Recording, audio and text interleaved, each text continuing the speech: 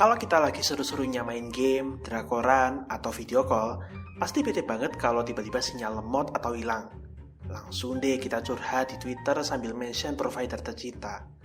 Udah jadi rahasia umum sih kalau kita selalu pengen sinyal yang stabil, cepet, bahkan kalau bisa lebih cepet lagi. Munculnya perkembangan telekomunikasi mulai dari 1G, 2G, 3G, 4G, dan sampai sekarang ada 5G, salah satunya dipicu oleh keinginan sinyal yang semakin cepat. Tapi kalau G-nya makin banyak, emang iya sinyal kita bakal lebih cepat dan nonton drakor gak pakai lemot? Atau apa aja sih sebenarnya yang bakal kita dapetin dari 5G? Jadi kepikiran.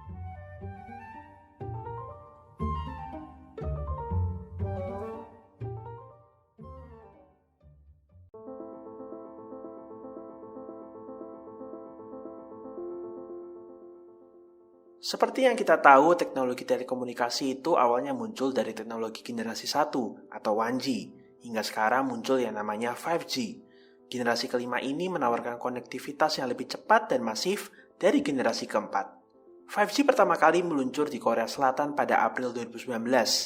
Saat itu sinyal 5G bisa digunakan pakai Samsung Galaxy S10. Asik ya. Pantas saja Korea Selatan jadi salah satu negara yang internetnya tercepat di dunia. 5G didesain gak cuma lebih cepat dari sinyal mobile broadband 4G, tapi juga menawarkan experience berinternet yang baru. Layanannya semakin terintegrasi dan komprehensif, memungkinkan telekomunikasi untuk keselamatan dan keamanan, serta semakin memaksimalkan Internet of Things atau IoT. Gimana tuh? Jadi gini, kecepatan data rates-nya 5G itu bisa nembus 20 GB per second. Sebagai perbandingan, sinyal 5G bisa buat download film dengan resolusi 8K 500 kali lebih cepat daripada 4G. Kalau buat streaming drakor full sampai kelar sih, wah pasti nggak bakal lemot tuh. Dengan jaringannya secepat itu, 5G memberikan banyak improvement, atau bahkan bisa dibilang mengubah kehidupan manusia. Sebagai contoh, jika kita biasa cek restoran terdekat lewat Maps dan pesan lewat aplikasi pesan antar, dengan 5G semuanya terasa lebih mudah. Kita bisa pakai HP buat scan sekeliling kita, dan seketika muncul pop-up di layar tentang segala informasi untuk beli makanan.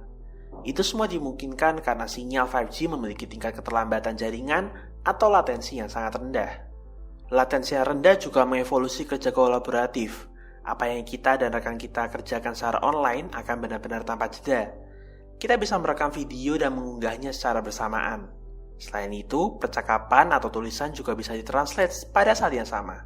Low latency memungkinkan semuanya dapat terjadi secara real-time dan seamless.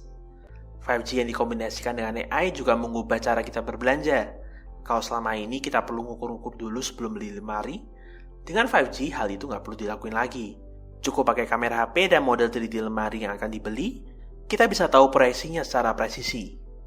Dengan internet yang sangat cepat dan andal, 5G akan memberi pengaruh luar biasa pada setidaknya dua hal, bisnis dan layanan publik. Beberapa contoh yang udah disebutin tadi tentu akan berdampak pada terbukanya prospek bisnis baru. Selain itu, dunia bisnis akan mengandalkan 5G untuk memaksimalkan produktivitas dengan cara kerja yang lebih aman. Contohnya dapat kita lihat di tambang bawah tanah milik PT Freeport Indonesia yang sudah terotomatisasi dengan 5G. Dari sektor layanan publik, 5G semakin memaksimalkan IoT dalam smart city.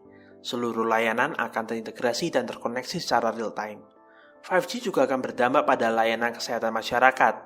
Selain memaksimalkan peran telemedicine, 5G juga memungkinkan remote surgery jadi kenyataan.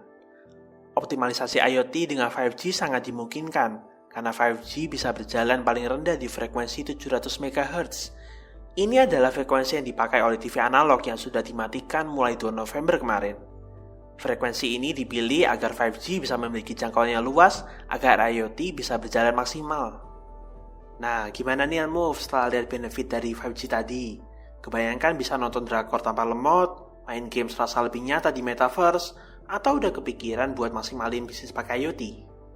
Bagaimanapun juga, benefit dari 5G bisa kita rasakan dengan optimal kalau kita mau bertransformasi digital sejak dini. Gak cuma berpindah alat dari yang sebelumnya manual jadi digital, tapi gimana pola pikir dan cara kerja kita juga bertransformasi. Kalau kitanya nggak mau berubah, ya revolusi 5G jadi sia-sia dong. Sayang banget kan?